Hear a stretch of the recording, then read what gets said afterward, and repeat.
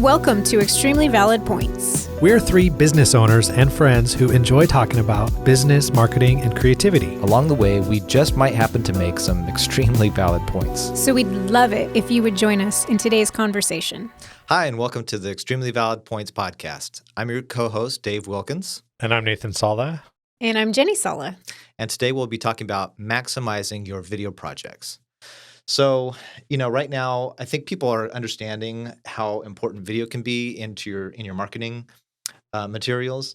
And a lot of times I think people think, hey, video would be a perfect thing for this objective I'm trying to reach.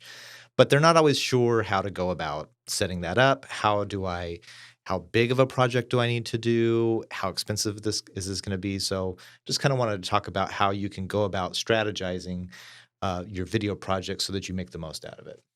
That sounds awesome.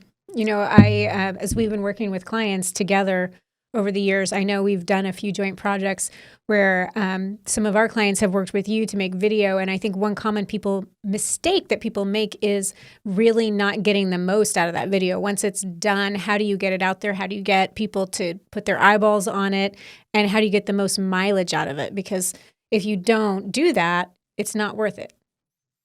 Yeah, exactly. I mean, I think if you're not used to doing video, you're maybe not sure about all the aspects that are going to be involved in the production, or maybe you've been doing, your own small videos, but wanted to move it to the next production level. And I think, you might have an idea about this one specific project, but how can you actually make a strategy that's going to work for you and your business on an ongoing level? That's great. I think there's a lot of people that really don't know, kind of where to get started. So when you take on a new project and when you are kind of diving into this, working with a new client, tell us a little bit about your process. How do you determine the entirety of the scope of the project when you get started? What do you do? Yeah, great question. And so basically what we want to do is just get probably similar to what you guys are doing with the website is really dive into what are your clients' goals and objectives, right? What are they trying to achieve with this project? So a lot of times it may be a specific event that they're trying to, like right now, that a popular thing is there's a fundraising event or something like that, and now they're needing to replace that. So that could be one specific objective. But if you can pull back and think about what are the larger objectives. Okay, well, we need to fundraise in general, or we need more awareness. We need to reach out and remind people of our brand, right?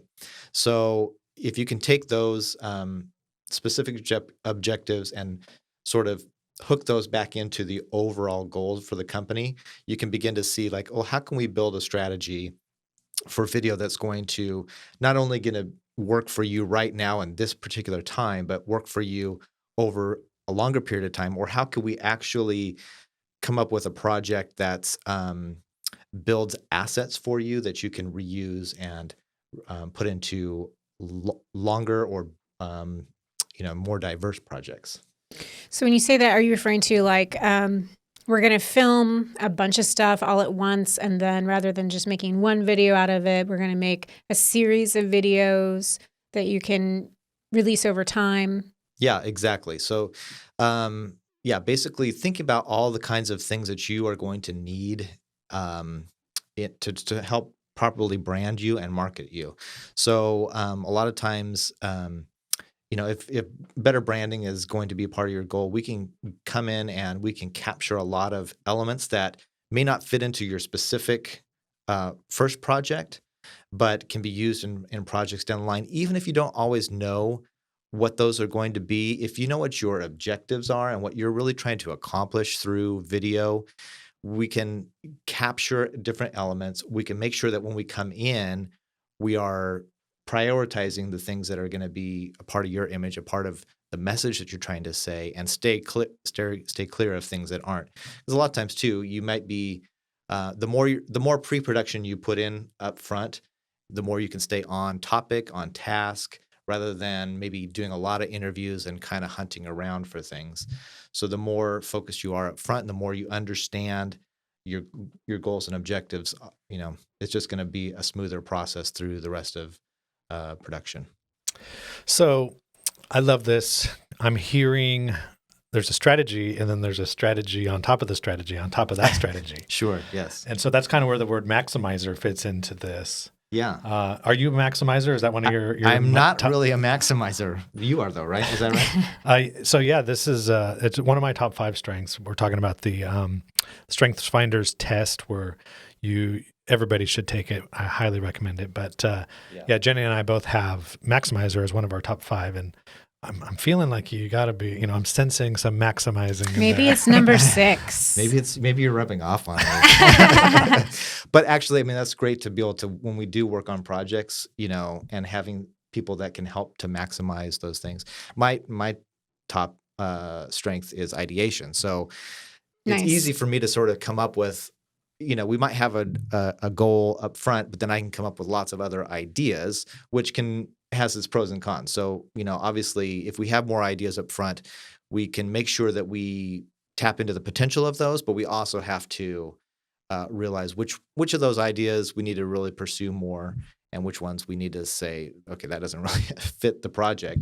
Because and so knowing that about myself, the fact that I have, hey, let's do this, let's do that, let's do that, I need to make sure that I'm working with the clients, and I try to just work with you to make sure that all these ideas are relevant to the project, and that we're not doing things that are too much or too out of the scope of it, but we have enough there that we're not just saying, oh, we have one idea and we're going to put all of our eggs in this basket, and then we realize down the road, oh, it would have been great if we did this, or you know what, we need more about this. So having the ideation up front, taking the time to properly strategize and winnow that down to the right priorities, so that you're finding that you've got a good balance between enough of a strategy without bloating it, basically. Yeah. So your strength is to produce all of these ideas, and I've heard people say, like, a creative project is 10,000 decisions that you have to make. Right. And so your process, and you determine the scope by naturally generating really great ideas, and then you make the decision: I keep this one, I reject that one, Right. I keep that one. And so, in the example that you used, a charity event is shut down because of COVID, Mm-hmm. and so you're going to replace it with a video project, and so you have to really come up with the strategy for them to figure out what's going to work for them, based on the goals and based on their objectives, and then you take it a step further and determine.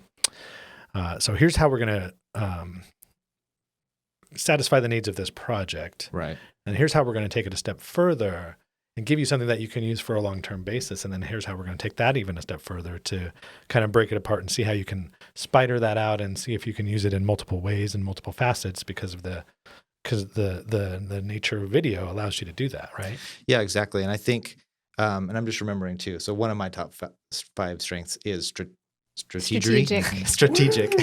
Ooh, we're all Yeah. strategic. So I don't have the maximizer necessarily. I need you for that. But the strategy comes in where, having done a lot of video projects, I can understand, okay, well, these are things that we, like sometimes we've got an idea and we know that, okay, well, here's a good way to execute that, right? Because we've done it before. Here's things to avoid. Here's things to press into. But what you're saying too about, when you have a project like hey, we've got to move this event to online. So video, let's do something with video. But you also need to kind of step back and say, okay, so we're kind of recontextualizing this event. Do we want to try to replicate the event online and try to do something like it's a live online thing, or should we maybe even parse the fundraising thing out? So instead of doing one big push this year, we're going to do 3 smaller ones, because you don't have people there as a captive audience any longer, right? So you're vying for their attention. So you might want to break it up. You might be able to make your messaging and appeal a little bit different. So maybe instead of trying to get people there to do one big donation on that night when they've maybe had a few drinks or whatever it is, and they're feeling good, and they want to impress their friends, maybe sort of retooling it to say like, hey, we're offering membership, so we want you to be a year-long contributor.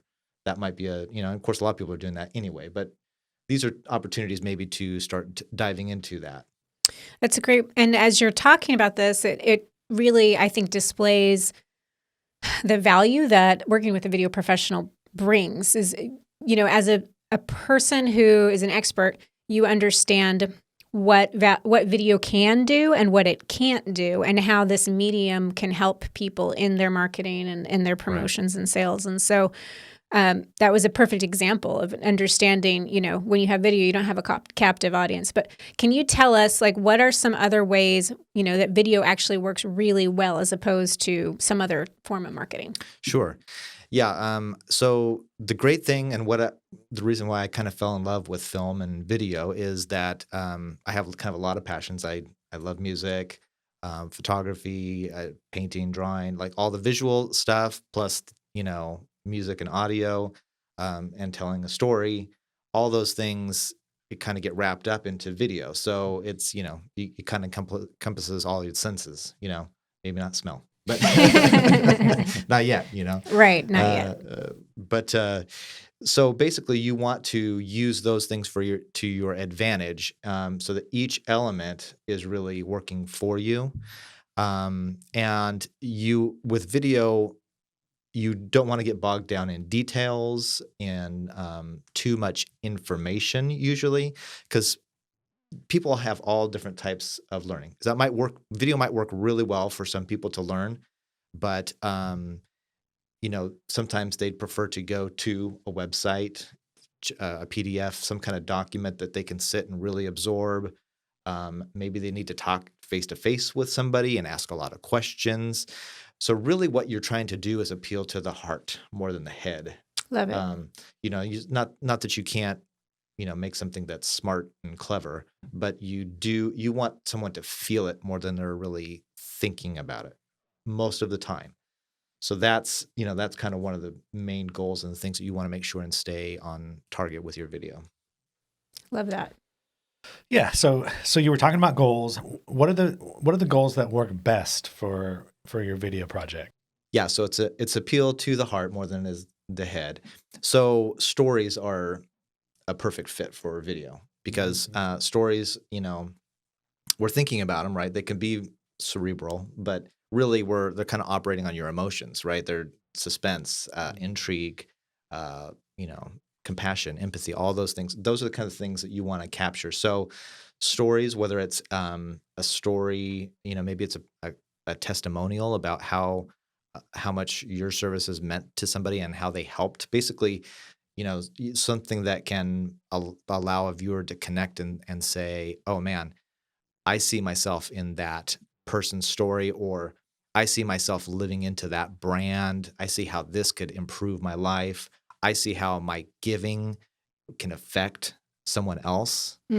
So any kind of story format is really going to capture the imagination and the heartstrings. And so that's a perfect vehicle for video. If you any kind of story that you find in your organization that you can tell is going to be powerful in a video format. That is an extremely valid point. Or it makes me think of an extremely valid point, which I don't know if this will be one, but I've never thought about this before. When you think about a story, when you think about a film, when you think about a movie, you really think it's all about what you see up on the screen. But that's not the case, is it?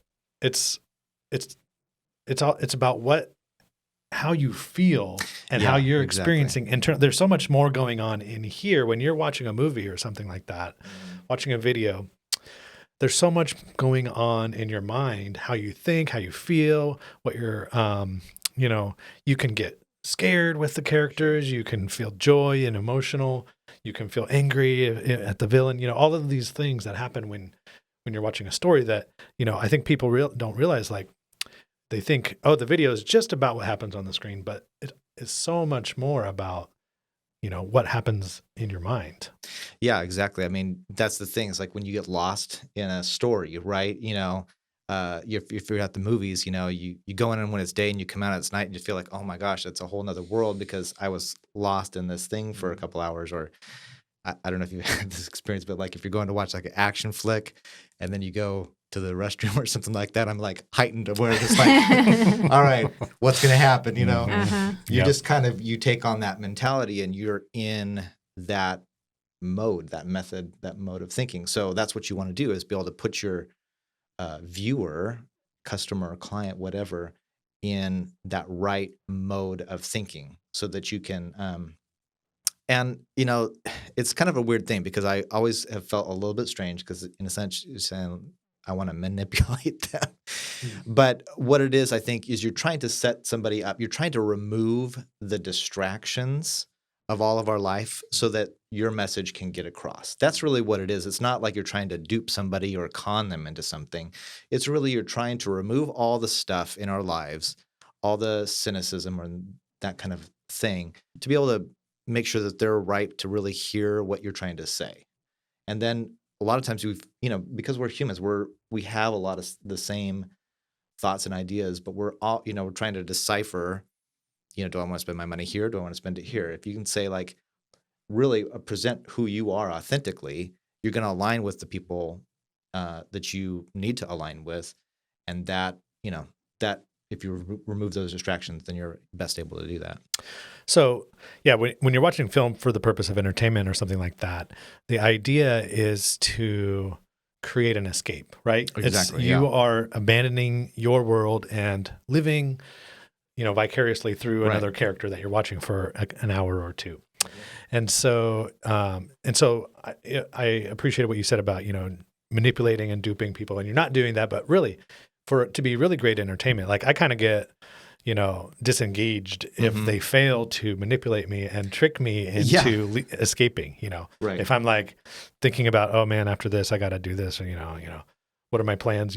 I'm disengaged from the story, but I'm re-engaging with my own to-do list or whatever I've got going on in my life.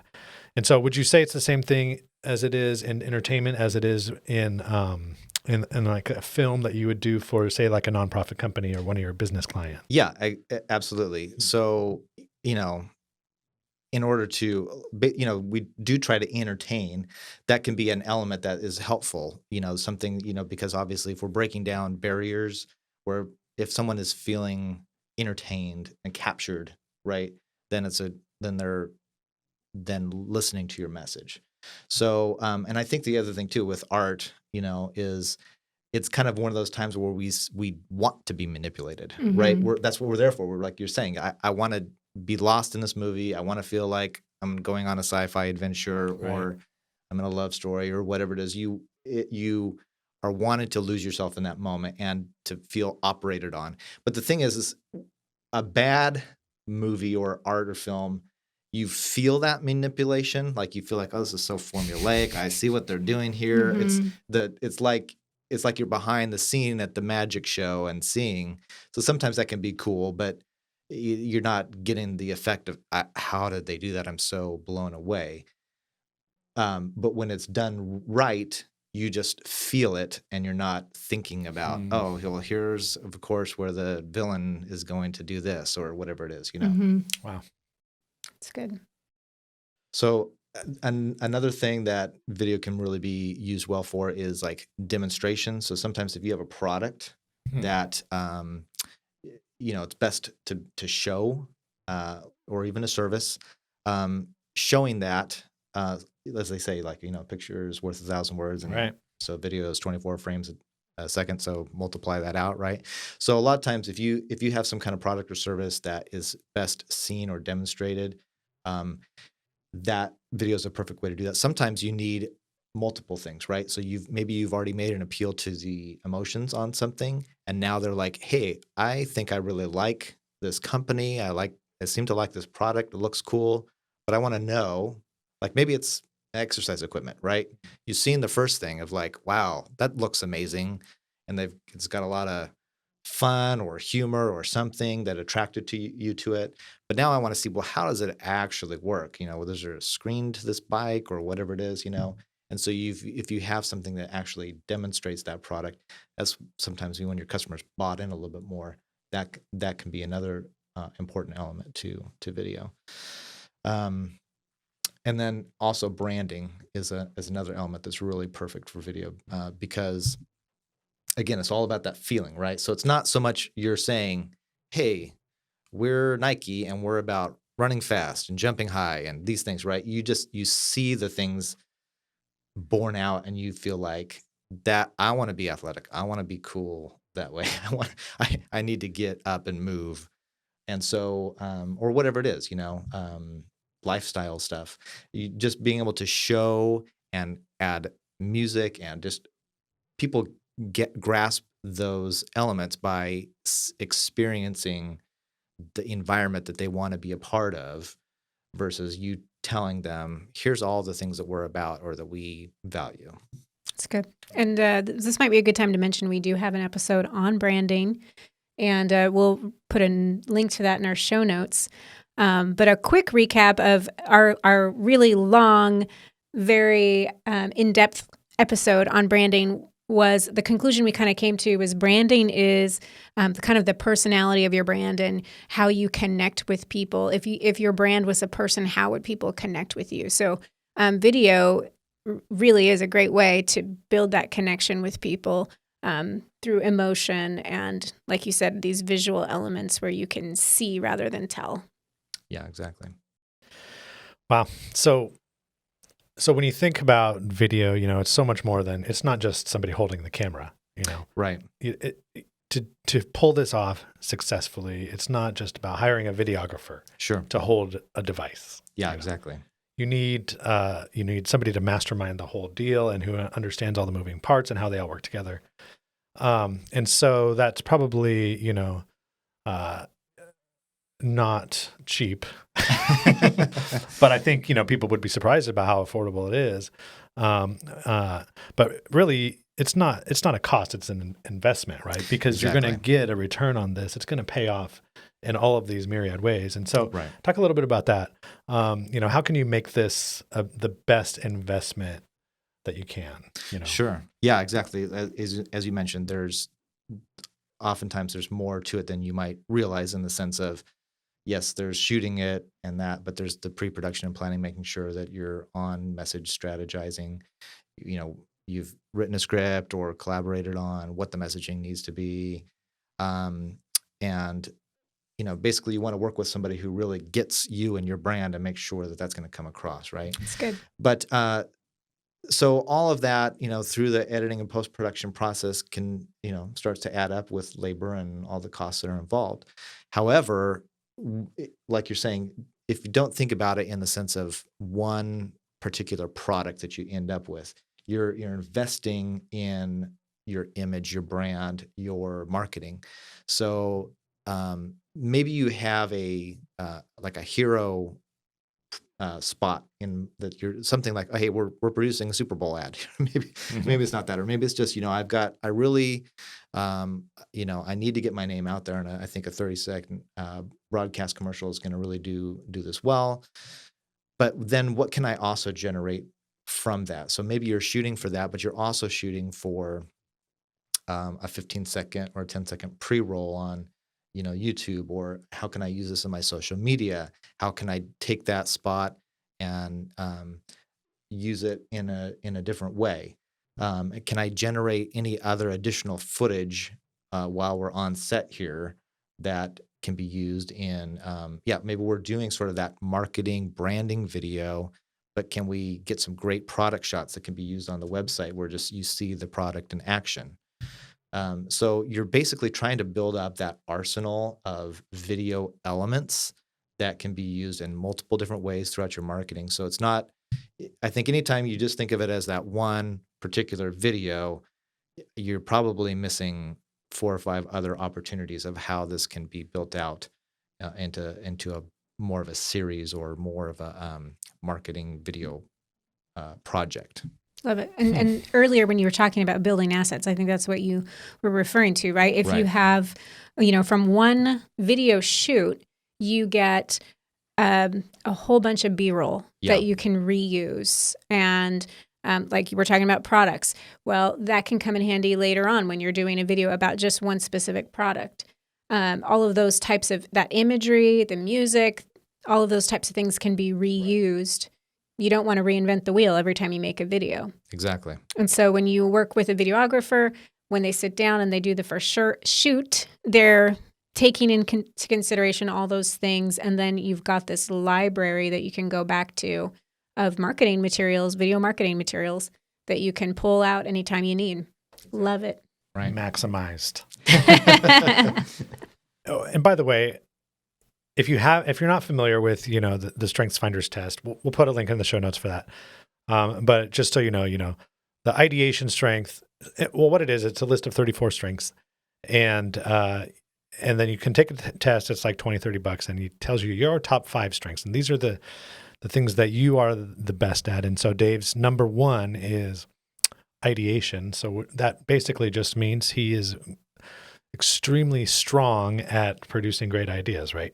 Well, ideas. I don't know about great ideas. I mean, if you're strong at, he produces strong ideas, strengthy ideas, and then strategic, and then and then strategic is the ability just to there's this fog, and you can see kind of further in the fog than a lot of other people, and you can connect those dots, that are in the fog. And You're the type of person who thinks several steps ahead sometimes when you're making a choice. Sure, right. And then maximizing is if you're going to do something, you want to get the absolute most out of it, the best out of it. Make sure that, if you're going to do it, why not do it in such a way that it has repeated utility over and over again. All right. So Dave, can you tell us about, common mistakes you see when you're working with people? Maybe, I don't know if you ever have clients come to you that have already done video, you're a seasoned film guy. What are some mistakes you've seen through the years? I'd say one of the most common and one of the biggest is trying to pack too much information into the video. And again, that's kind of if you're seeing that like, hey, we're going to do one video, right? That mentality. And so I need to tell them all these things about my company and how it solves this problem, how it solves that problem, how we've been in business for 30 years and how we've got this award. And all like you think about all these things that are maybe important to you. Mm-hmm. But if you try to pack that all into one video, you're going to lose people. They're going to tune out, by the point number 3B that you make. They're already like, this is too much. So really you're with most video, you're really trying to identify one central core idea. And it needs to be some idea that is going to directly go to your call to action, right?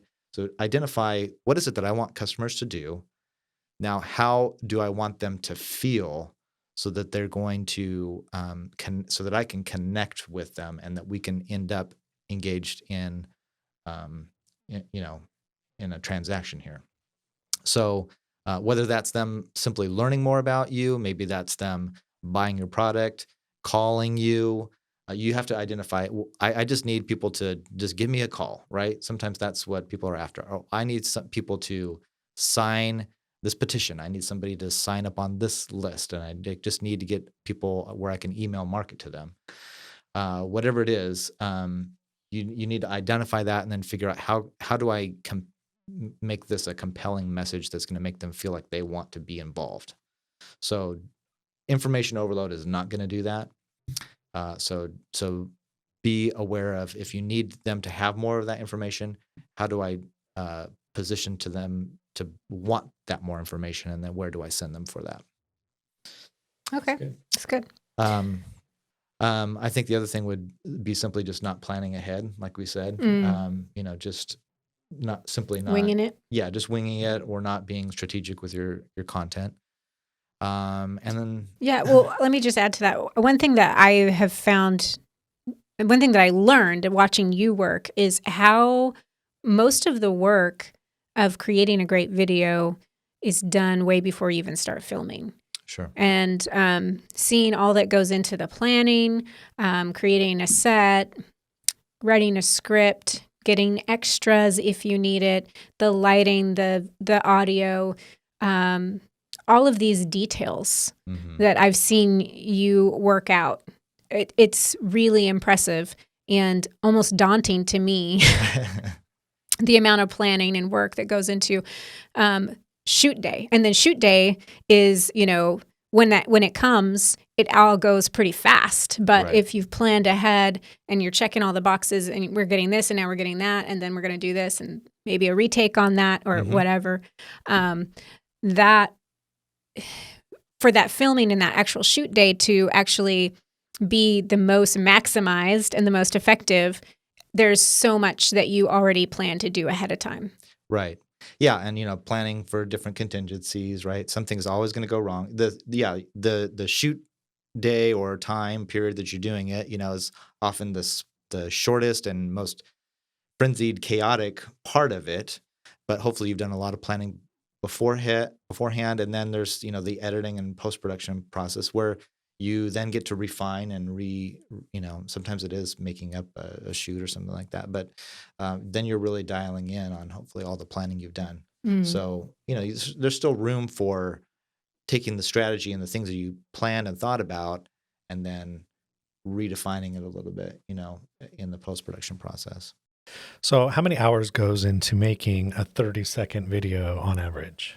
Oh, that's a great question. It can be a range. A lot of times they say, like you might shoot an hour's worth of footage for every minute or so.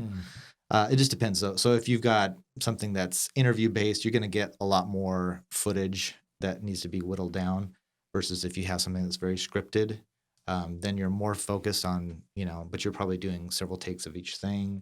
If you have a lot of animation or visual effects involved, that can be, different. A lot of the stuff we do is sort of work with organizations where it is more finding stories. So we do prep up front to know what we're looking for, but sometimes you're surprised a little bit. You may not, you're not, a lot of times it's unscripted work where we're not putting words into someone's mouth. We're kind of capturing their natural reaction. So there is more on the post-production side where we're, taking and crafting that into the story that we're looking for, not putting words in people's mouth, but just putting their best foot forward and stripping away anything that's confusing or extra. Right. Kind of finding the soundbite. Finding the, yeah. Like they do with the news. Yeah. So, that's, there's a lot of power there. And so you have to be careful with that you're presenting everything authentically. Right. People understand if you're not. Yeah.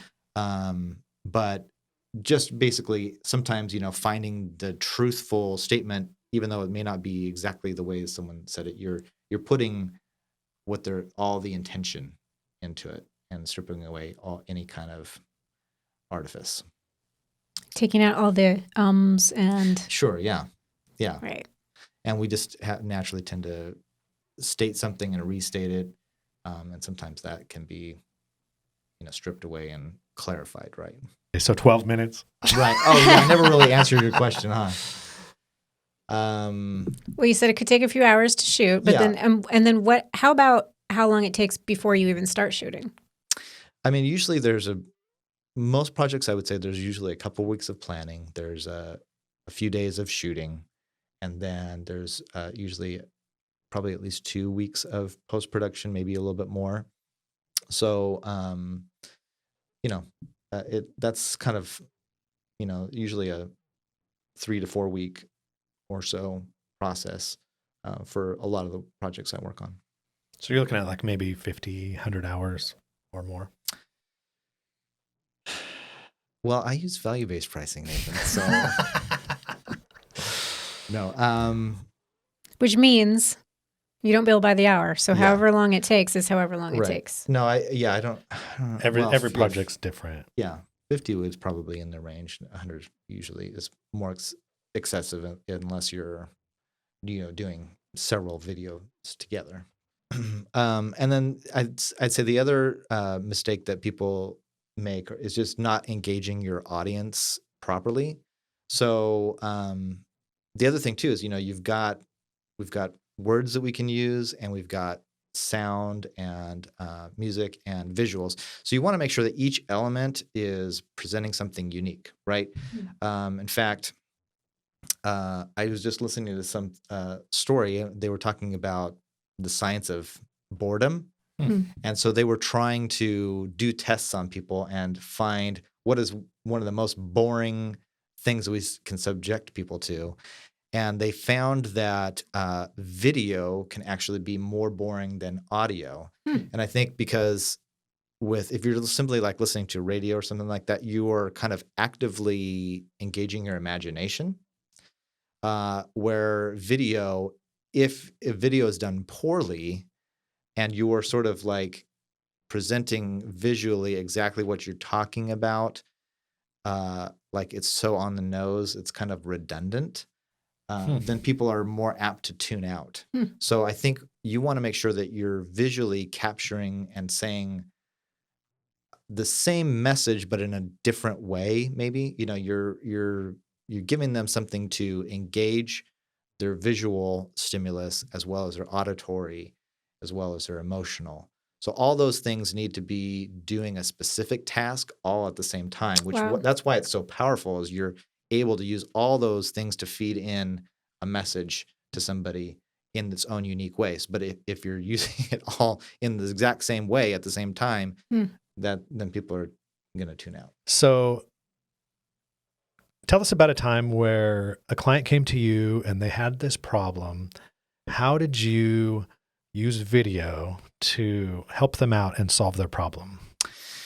Yeah, great question. I think we're always trying to figure out how to give people a different perspective on something that they already think and know and feel. In one case, we had a client that sells services to educational, like to schools, and they partner with parents and school systems, right? So really, their client is the school system. They also work with health and education there too. But really, what they're trying to do is partner with the school systems, get them on board with their program so that they can help parents, right? So one of the things that they needed people to understand, what they needed school administrators to understand or healthcare professionals to understand, is they are that missing piece of the puzzle that they've been looking for.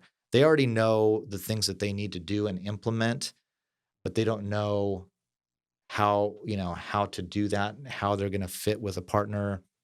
And so one of the things we did is kind of just capitalize on that missing piece of the puzzle idea. And we created an actual puzzle and that showed, families and things working together, like gave them, it ultimately formed this exact picture Wow. of what the end goal is, right? And we talked about the pain point and the problem that they feel like we have all these elements, we know what we need to do. We know we're trying to put them together. But there's something missing. And so we just visually showed this being put together and collaborated in a partnership with multiple hands coming in to form that beautiful picture. That's the end goal. So, I mean, that's pretty, metaphor, but also kind of right there for you. Right. But And then that's, go ahead. I was just say that's not something you could do by writing an article, or Right. even a photo wouldn't convey that message like a video would convey that message. Yeah, exactly. And then so talking about maximizing it too, that was kind of our original thought, like, okay, this will demonstrate that. But we also want to talk about another aspect of it. So similarly, in the studio, we shot something else where we talked about flipping the script, where sometimes people are, the clients have a certain amount. They think like there's all these negative pressures and it gets a lot of attention and focus. But we wanted to flip the script and look at the positive things that, that this company is able to come along and help introduce that you are looking for. And so we had this list of items, and there's kind of this trick where if you take a cylinder and you pour water into it, it acts as a lens. So it gives you a new perspective. And so it basically literally flipped the script and flipped things around to give you a new perspective. Mm. And basically there's this water here to help pour into this vessel and help you get that new perspective that you need. And so, just kind of using a couple of those simple visual illustrations, we're able to kind of maximize our studio time and shoot a couple of different things and give them not just one project, but two that kind of give you two different aspects of a similar message. Wow. Yeah. So if you want to check those videos out, go to the show notes on extremelyvalidpoints.com and just click the link and go to Dave's portfolio, and you will see his video work, what he just described, and how. And so what were the results? Do you know yet? Is it still, because that was pretty recent, wasn't it? Yeah, they are millionaires. No, Of course. They all lived happily ever after, of course. Yeah. So, hey, I got another question for you. Going back to what I was talking about at the very beginning of the show, how do you recommend your clients get the most out of their video? How do they get it in front of people? They hire World Light Media to make a strategy for that. Well, okay, if you're referring to us, I mean, I would say definitely having it on your social media pages, putting it on websites, getting it on YouTube. If you're having a webinar or any kind of event like that, that was a great time to share a video like the one you've talked about. For example, like if they're going to meet with schools, having that video as a sales presentation. There's so many ways you can really optimize that video, and social media is a great place for video. Right. I mean, we've seen and we know that, especially on Facebook, if you're a business page and you want people to actually see your posts without having to pay too much money to promote them, video is what Facebook will show first. Right. It's the content that they prioritize, and it's what people love to watch and people love to share. Okay, so here's a bit of information, interesting information. HubSpot says that 72% of customers would rather learn about a product or service by way of video than something else. So also, Marketing Land says that 62% of people said they were more interested in a product after seeing it in a Facebook story. So, I think, video definitely, it kind of puts you in that mode of capturing your imagination and your attention. Love it. So what inspired you guys this week? I did find a quote that is not directly related to what we're talking about, but I think it kind of hits on the essence of what we're saying. And this is by Antoine de Saint-Exupéry. Oh, him. I'm not sure. Good old Antoine. But he said, if you want to build a ship, don't drum up the men to gather wood, divide the work, and give orders. Instead, teach them to yearn for the vast and endless sea. And I think ultimately why that connects for me is that we're trying to connect with the desires of people's hearts, right? Mm-hmm. With video. So we're not trying to convince them of all the attributes of our product or service and how, that's part of it. But again, we're really trying to tap into their yearning for the sea or whatever it is that they're, that they care about. And so we want to align with their desires and just help inspire that. If we can inspire them and awake those passions, those desires, we'll be miles ahead versus just saying, here's 3 key points that are great about our product.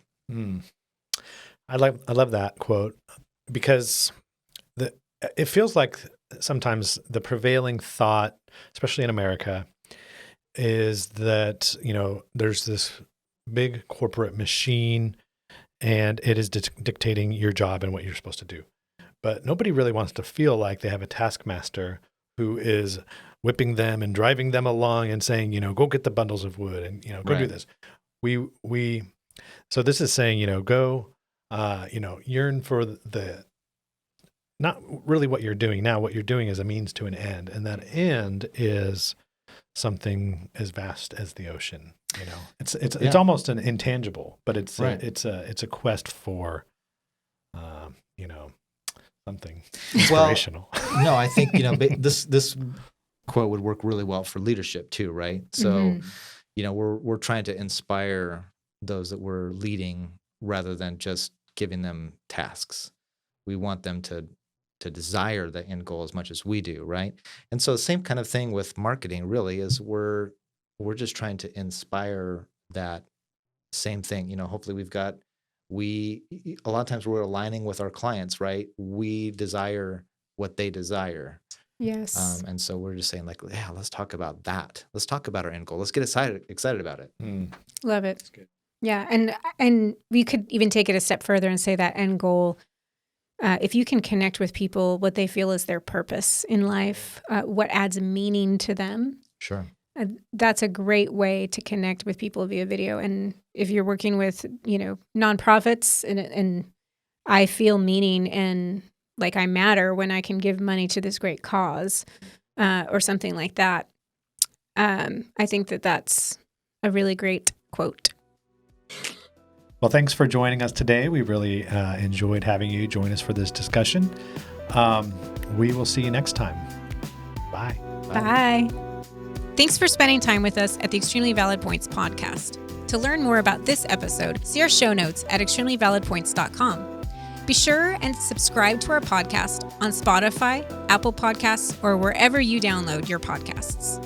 Join us on Facebook at facebook.com/extremelyvalid. Subscribe to our YouTube channel and follow us on Instagram at EVP_podcast. Thanks again, and we'll see you next time with some extremely valid points.